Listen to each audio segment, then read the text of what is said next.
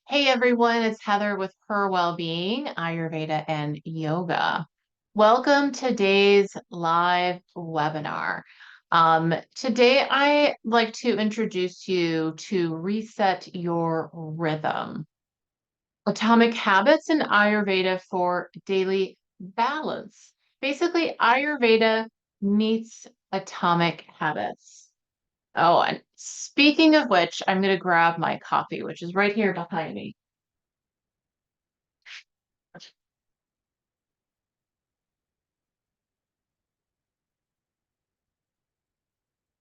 Atomic Habits is a book by James Clear, and I have my copy right here.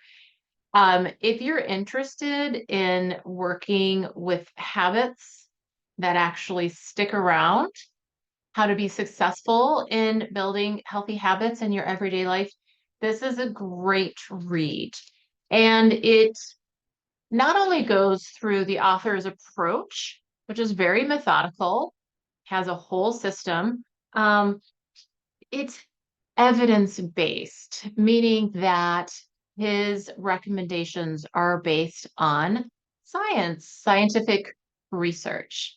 Let me start my presentation, and then we'll have some time at the end for questions as well. Okay, so welcome. If you have ever felt overwhelmed when it comes to thinking of overhauling your routine or adding multiple healthy habits to your routine because you want to be healthy and happy, where do you start? And how do you handle it all? How do you do it all? In this presentation today, I hope you'll learn how you can reset your daily rhythm for energy and calm and consistency without stressing out. We do this by combining atomic habit principles from the book with everyday Ayurveda rituals. So let's get started. First, I want to talk about the problem of incorporating healthy habits, common pitfalls. Number one is chaos. And you may have experienced this yourself. When you've tried to implement multiple goals or outcomes all at the same time, and this creating chaos, especially if there's an unorganized approach. So that can be discouraging. And then crashes. You might tackle things head on, do a bunch of things all at the same time, try to keep to that schedule. And this may work for a little while, but it's unsustainable, you find. You eventually crash and burn, and you burn out on your routines. And this ultimately backfires because you may become so disheartened and disappointed, you may turn your back on it altogether. That is not what I want for you, but it is a common pitfall. James Clear says, we think balance means doing more, but really it's about doing less more rhythmically. I love that. Doing less more rhythmically. I sign me up for that. So here are some of those principles from the book Atomic Habits. Number one, small shifts. This is so important. Start with just one thing at a time. In other words, focus. Focus and prioritize. Think as little as 1% changes, minor steps to get you to where you want to go. And then there are four laws, four atomic laws, and we'll talk about those in the next slide. And these are the laws that help you make habits stick. So important. So important. Again, this is evidence-based, not just making this up. There is a system, specifically a system versus independent or individual goals. So the step-by-step system comes with rules that you can follow. And finally, it's identity based.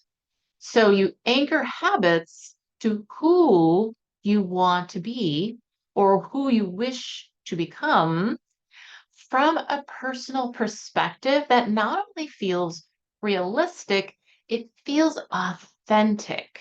So having a personal approach to your system is really important.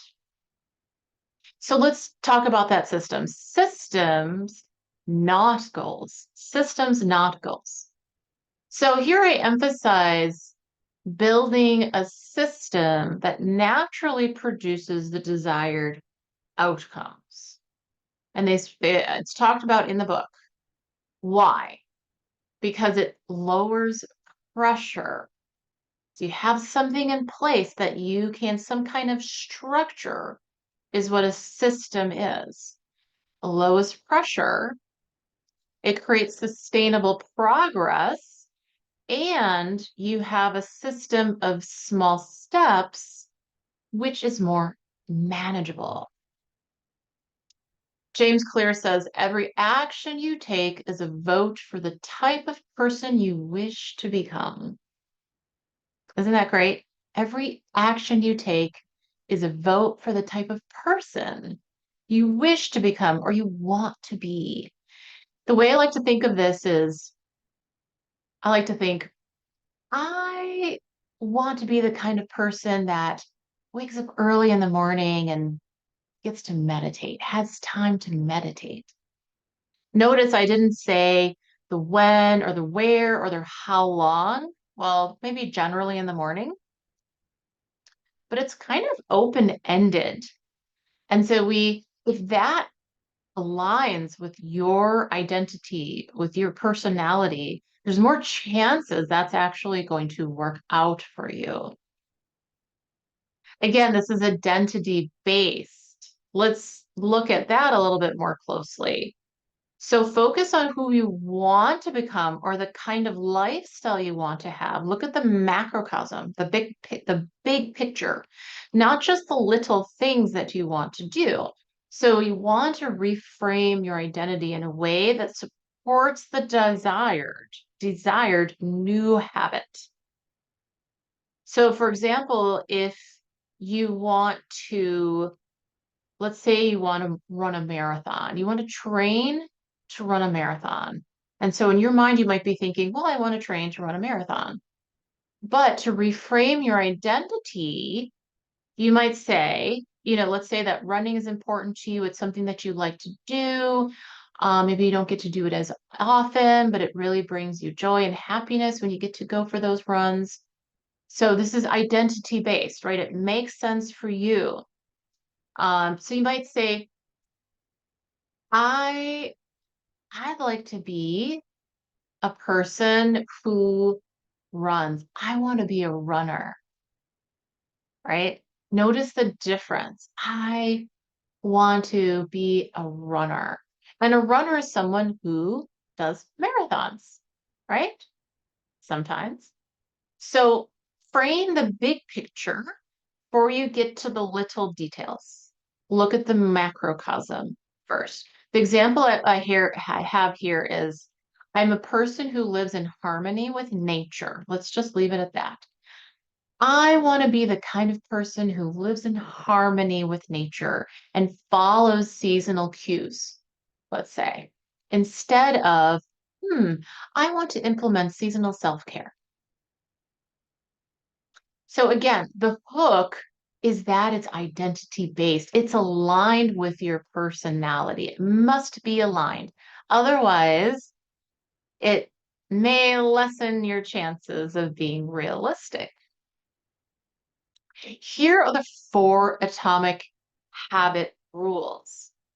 4 of them. So what this means is that as you are putting habits into place, this is part of the system that makes them sustainable. In other words, stick. Number 1, cue. What is a cue?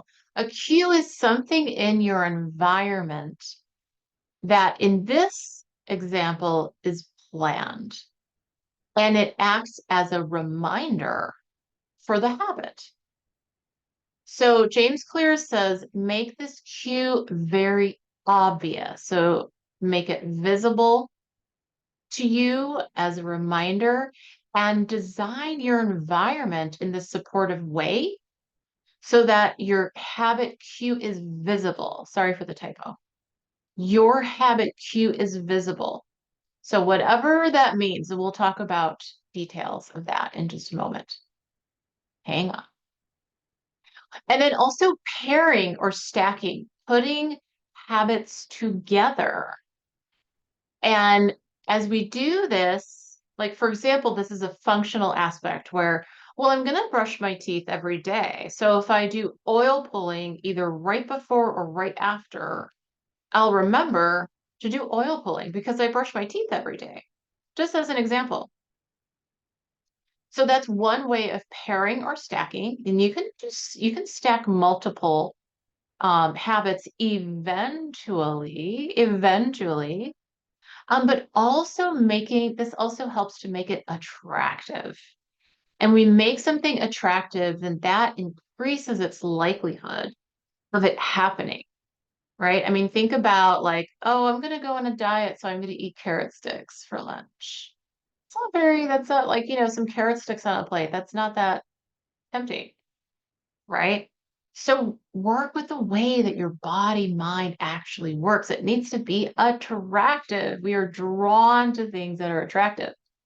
So you can pair it with a habit that you like to do.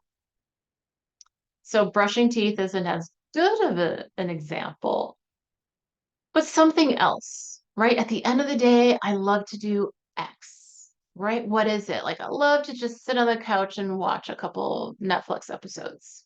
Yeah, me too.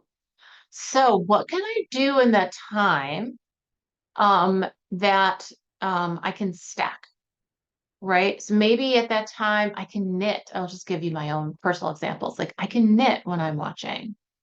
I complain of not having enough time to knit, right? Well, like, hey, yeah, that's a great activity because it makes me like focus on my work, but also look up from my work every now and again, and then look away from the TV. I can exercise while I'm watching TV. I can dot, dot, dot. The list goes on and on.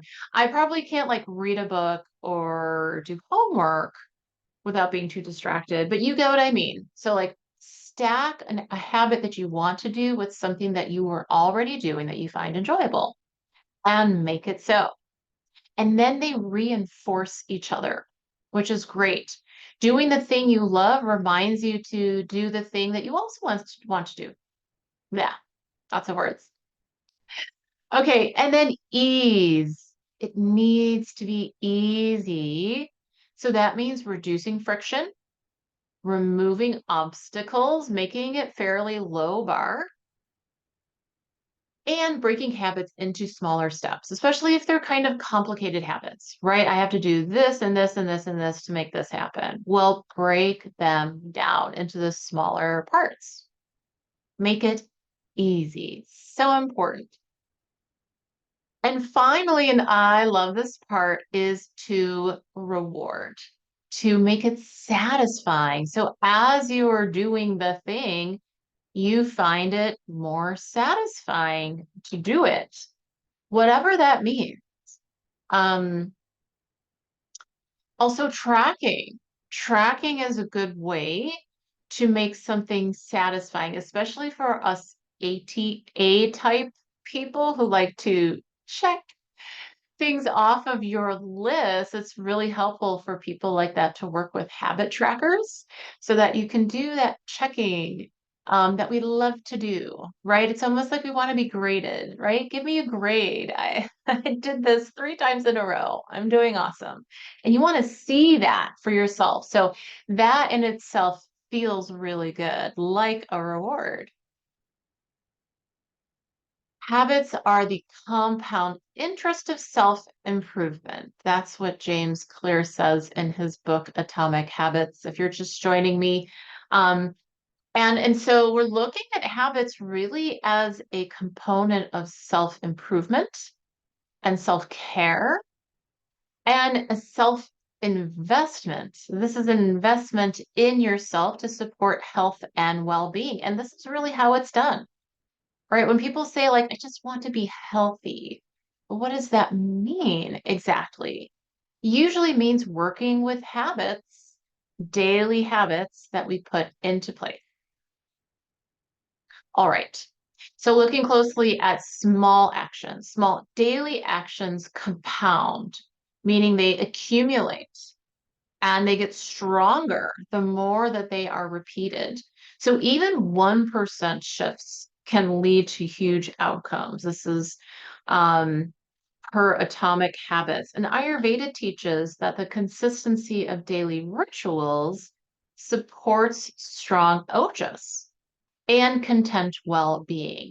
Ojas, if you're not familiar with that word, it is an Ayurvedic term and Sanskrit for inner essence. And that inner essence is part of what keeps us strong and healthy and stress and disease free. I'm not sure if we can be 100% stress free, but um, certainly it's that sense of contentedness and well-being that comes with well-being. Well-being isn't just being absent of disease, as Ayurveda says. Well-being is that inner sense of contentedness, contentedness.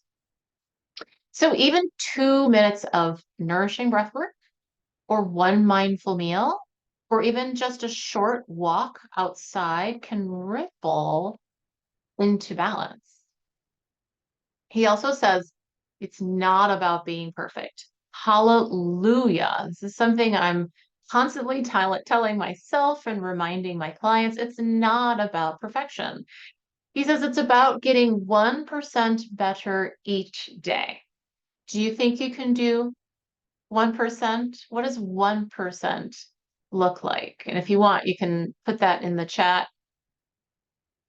Consistency is so important, not perfection. Perfection is crazy making. It is a game in which you cannot win, but you can do consistency. It's more of a rhythm.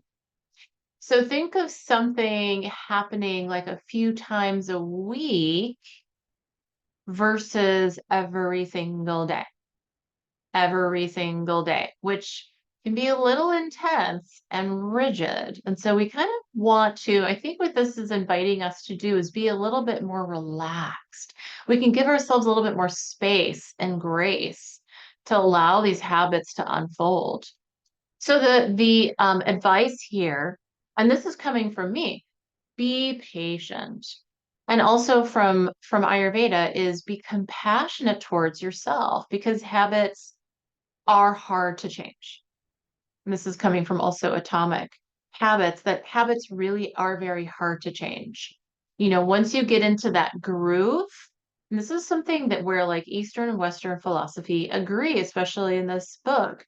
When we get into that groove, it's easy to stay in that groove. However, we might find that that groove may not be the healthiest place for us to be, or maybe it's not giving us the benefits, the health and wellness benefits that we want. Moving out of the groove, picking up the needle and moving out of the groove is not easy. In Ayurveda and in the Veda sciences in particular, we call this a samskara.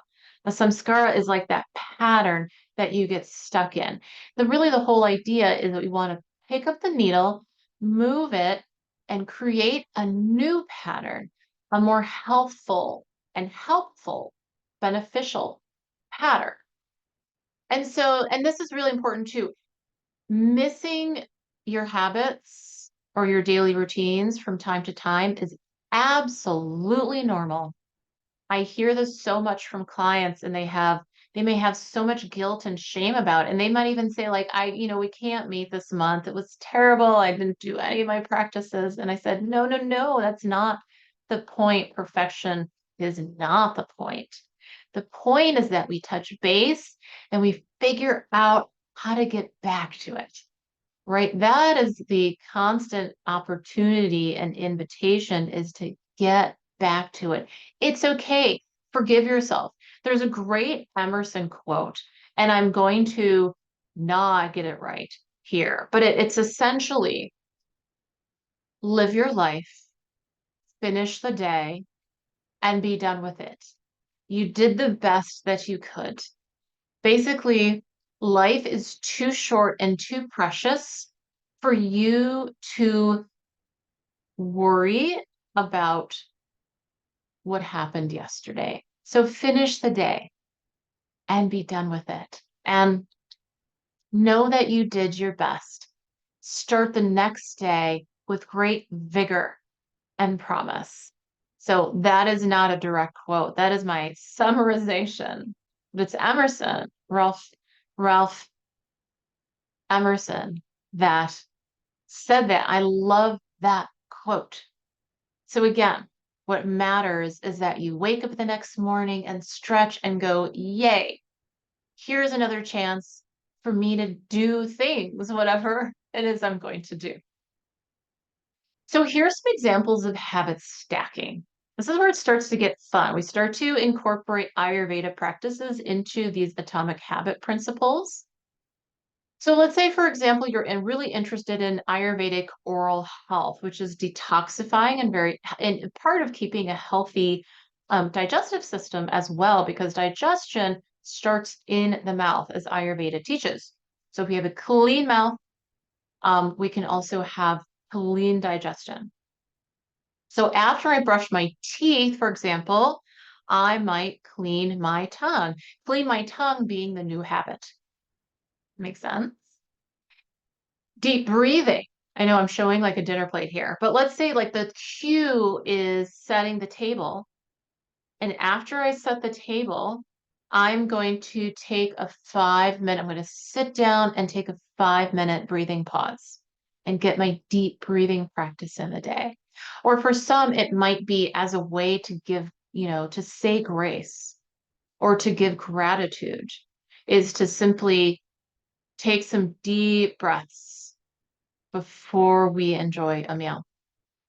And then for meditation, what if I stacked a short meditation right after I make my morning tea? Or maybe it's an evening cup of tea, right? So making a cup of tea, I will sit for 2 minute meditation. Remember the 1%.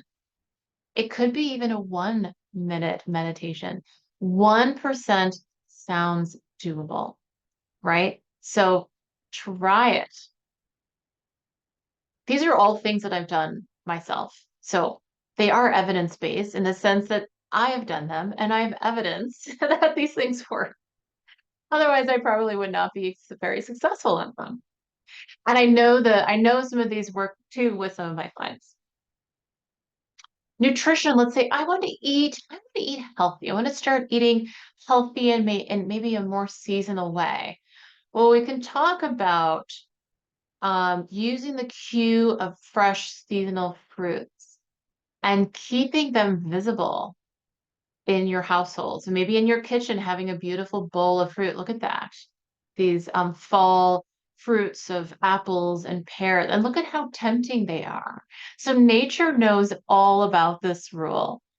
About attractiveness, right? We are drawn to fruit because it is so attractive. For meditation, one of the cues you might work with is to set up a habit zone. So especially if it's a complicated habit, like it has many steps, it can be supportive to create a habit zone. So it's a little space that you dedicate to that habit.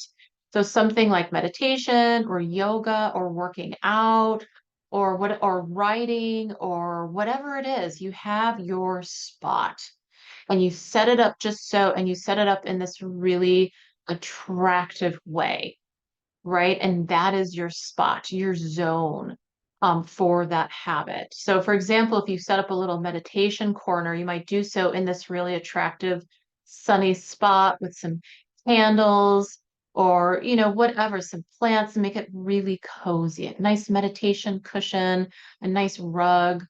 So like really fuss.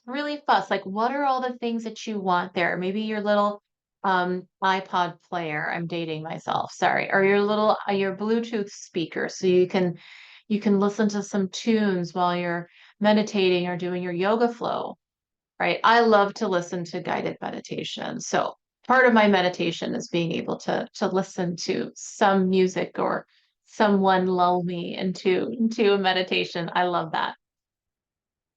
Moving on to self-care practices. So, um, in terms of Abhyanga, the oil massage, the cue is it needs to be visible. And so you might put them right on the bathroom counter next, maybe perhaps next to a favorite candle, and that might cue you to light the candle, let's say early in the morning or late at night. Sit down, get comfortable, right? And start your self-care practices, whatever it is you want to do. Maybe you want to do a little dry brushing first. Maybe you want to do a little bit of oil application, either before or after your bath, whichever seems most aligned to you. I have many of my clients have very strong feelings, including myself, about when they want to do their oil. It's either before or after, right? I have kids, so I've got kids in and out of my bathtub, and I cannot have an oily bathtub. So you do you. That's so important to make it your own. There is no dogma that I am encouraging around these practices. Just, do what you need to do. You be you. Rewards. This is my favorite part. So yes, build in a reward. When you do your sit down or your cup of tea or your yoga practice or whatever it is, journaling, what is the little reward that you get for doing that? One thing you can do is I call this carrot versus stick. So instead of the new habit being a stick, do it before you do something you enjoy. So let's say you're going to you're going to your favorite yoga class and you love doing that, but you want to work in a good walk. You just don't have the time. Well, maybe you walk to the yoga studio if that's possible. But yeah, maybe you make a nice walk out of it. Go do your favorite yoga class and walk yourself back if that's possible. That's just an example. Or maybe you go for a walk before you sit down on the couch and watch an episode or two, right? That's something that I do too. I like doing that. Because then I can feel good sitting down and kind of relaxing because I've gone out for that nice walk. And then that's my reward, right? So you have a built-in reward for your habit. It's really important also to track your habits, your daily routines, and your progress, because this can trigger a boost of dopamine. And our scientific research supports this, that you can have feel good hormones flowing when you're able to tick off those things or even just write about them. But for visual people, it's really nice to just tick those off, like have a big fat box that you can X, right? Or a calendar where like every day of the week you can like check mark off those days that you've been able to work on your new habit. Another reward might be actually giving yourself a treat. Um, so plan something nice for yourself, a relaxing bath, a little time out with friends, a little, you know, date night, whatever it is, or you night, a me night. Plan a special meal for yourself. Go ahead and reward yourself in a satisfying way, and it needs to be satisfying. Okay, so now we're going to start to break things down per the Ayurvedic times of the day, the Ayurvedic clock. So in the morning, Ayurveda says this is kapha time. Kapha time, 6 a.m. to 10 a.m. Think about what it feels like when you're just waking up. Feel kind of slow and tired. And so this time of the day, the theme is to get up and get going. Otherwise, this energy can pervade our entire morning or even better part of the day. So it is really important that we get metabolism and digestion moving. So think of your morning routine and maybe you think of just one habit for your morning routine. And now when you're thinking of that habit, remember to follow the four laws. Four laws. And so I think especially in the morning, um, new habits need to be really easy, like really, really easy. And sometimes that means setting up the cues the night before. I do this specifically, especially if I want an easier morning and to have more time in the morning. I set things up the night before. I kind of fuss over all of that. And so when I wake up, I can get right into it, right? Because I'm taking care of my kids in the morning too and taking care of their breakfast. But before they get up, I want to be able to do my thing. So if I want to do my thing, I kind of need to set up the support system for all of us for that to happen. So I might even be setting up, I'm getting ready for the breakfast meal the night before. And then whatever it is I want to do in the morning, which is usually yoga. That's really important to me that I get at least 10, 15 minutes on my yoga mat before my kids come tapping down the stairs. So, for example, like I might lay out my yoga mat the night before, but I do have a yoga spot and I have my yoga mat right there and I have it set up just so that things that I need are there. And also it's helpful that it's right next to the kitchen because that's the first place my kids are going when they wake up. And so I'm kind of back and forth a little bit. So proximity is key, right? But do this ahead of time. I lay my yoga clothes out the night before. Um, and that can be helpful. Also, what I do is really my yoga clothes are just another pair of comfy clothes. And on some mornings, I'm just doing yoga in my jammies. I definitely am a strong proponent of yoga in your jammies because it needs to be easy, right? So don't worry about like getting yourself into like tight, uncomfortable clothes in the morning. Make it easy, make it comfortable. And then plan your reward and track your progress. Let's talk about midday. Midday is pitta time. Pitta time being 10 a.m. to 2 p.m. This is when our digestive system is most active. Our appetites are the most active. And so nourishment during this time is really important if we want stable energy and mood for the rest of the day, we need to eat. And Pitta people, you know what I'm talking about. Because I'm a Pitta person and I absolutely need to have like a major midday meal so that I can keep going. Um, so again, remember the laws. And this is a good place to pair things, right? So when I do this, I get to do that. So before I dive into my meal, I'm going to sit down perhaps and take those deep breaths, right? Or before I sit down for my meal, I'm going to go out for a walk, or maybe it's after, right? For me, it's definitely after because I need to eat first, and then I can focus and relax and have a nice walk. And then don't forget to track your progress and plan a reward. Like, ooh, I'm going to go for a little walk.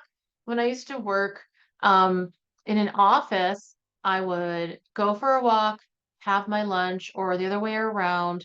And then I would go and stop somewhere and treat myself to a little something. Maybe it's a little cup of a little beverage or a little bit of chocolate, something, right? And that was my little treat. I love doing that.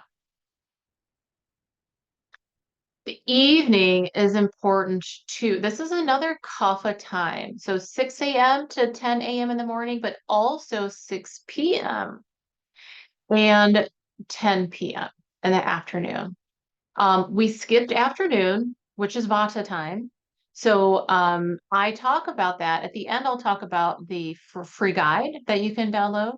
And I go over Vata time in the afternoon in that guide. But just for the sake of timing here, we're going to fast forward to evening because this is where people I find need the most support. We're using this kapha earth energy to guide us into sleep. So, so we're starting to feel sleepy. We're starting to slow down. We want to follow that momentum, if you will. It's slowing down. But that it's slowing us down. right? And so the idea is to try to be in bed around 10 p.m. because we'll have the easiest time falling asleep, that kapha energy really taking over and sending us peacefully, fingers crossed, into sleep.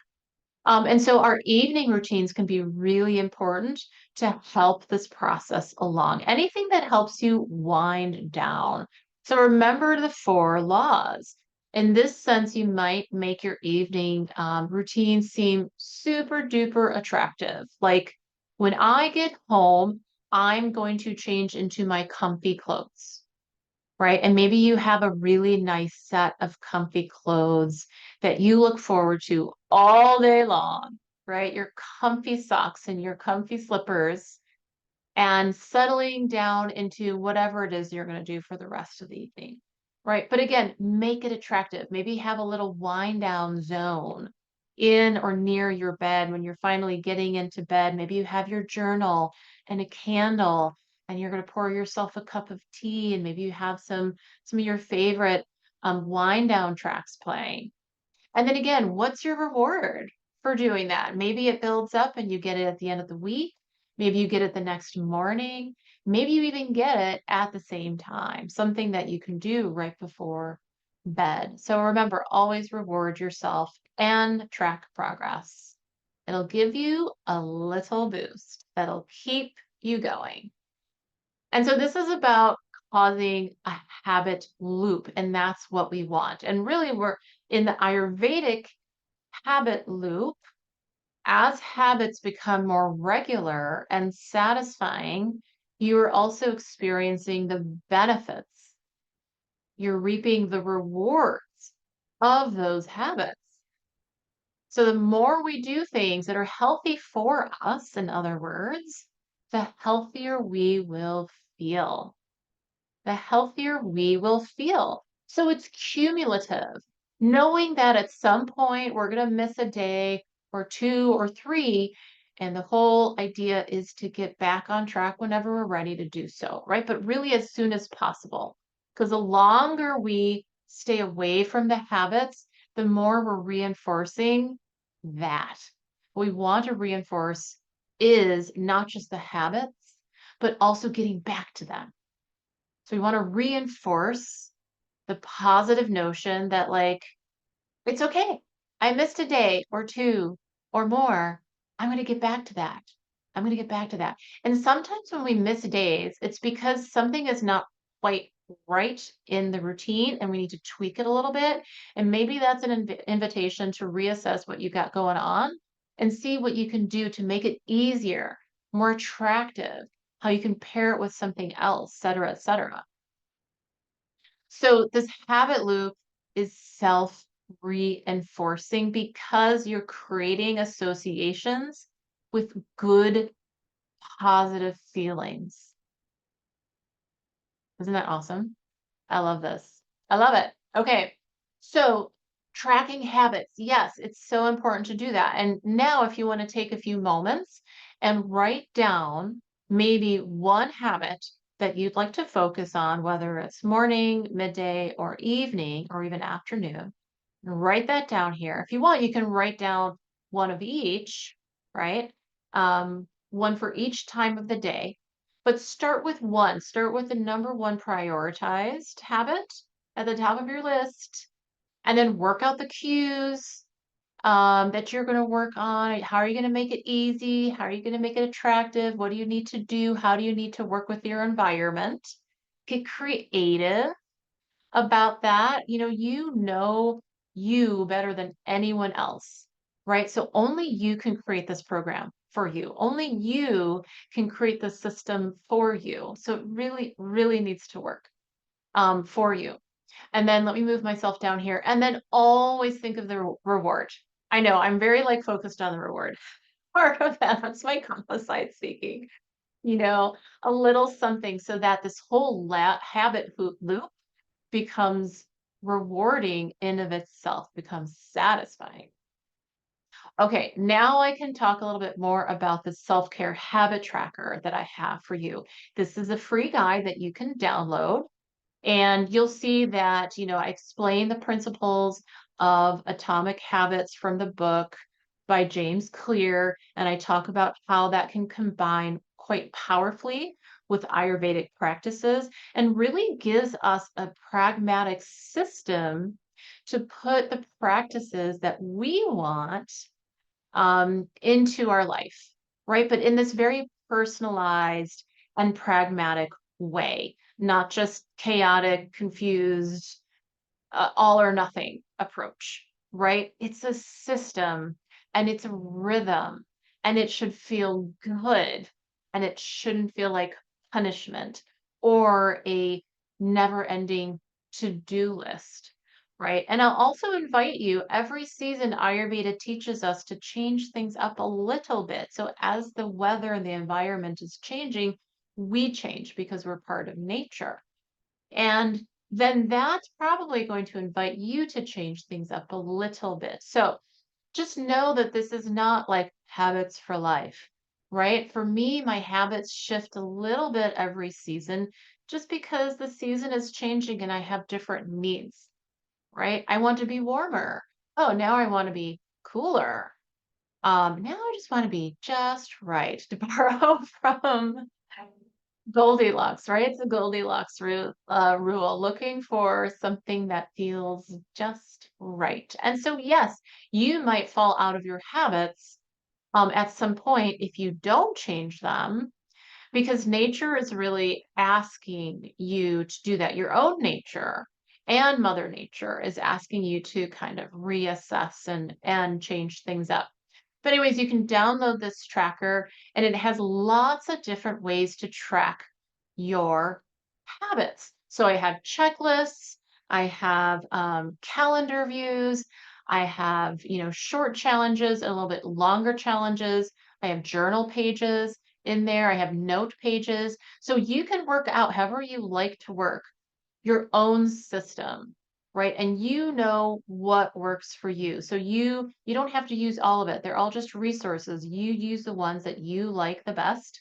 Those tracking pages, you'll see that it's probably excessive how many pages I've included, but that's because I wanted to give you lots of choices about how you are going to track your habits. Because remember, that's part of the habit loop to in order for it to feel satisfying and rewarding for you.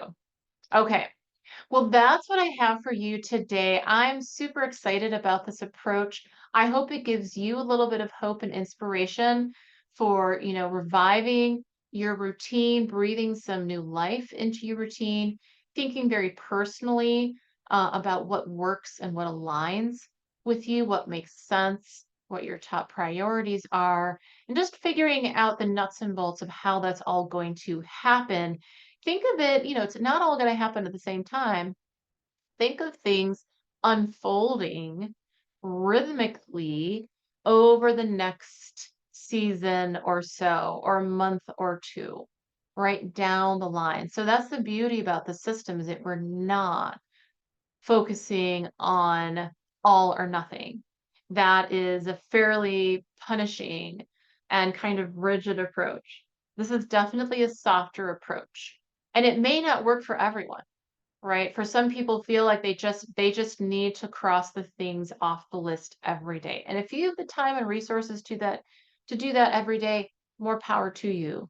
But for people like me, where I'm very busy and I'm juggling a business and a family and relationships, I really need to take things one thing at a time. It needs to be simple, it needs to be easy, it needs to be enjoyable. And I really like having that rhythm of consistency over perfection of every day, right? So, and then just think about if that's healthy for you. Is it, do we need to maybe give ourselves a little bit more compassion?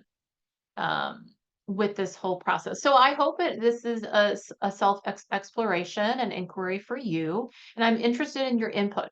So you can respond to me to the email that you get after this webinar, to, engage with the material. Let me know how you're finding it. If you have any questions or suggestions, I'm here for you as you are beginning your journey with these self-care habits. I wish you the best of luck. Thanks for you who are listening at home and those who will be listening in the future. I'm going to pause the recording now because this is when I like to shift to question and answers so that people can come on their cameras and ask embarrassing questions and, share embarrassing details and all of the like. So thanks again for joining me. Again, this is Heather Burkhart with Her Wellbeing Ayurveda and Yoga, and I will see you next time. Namaste.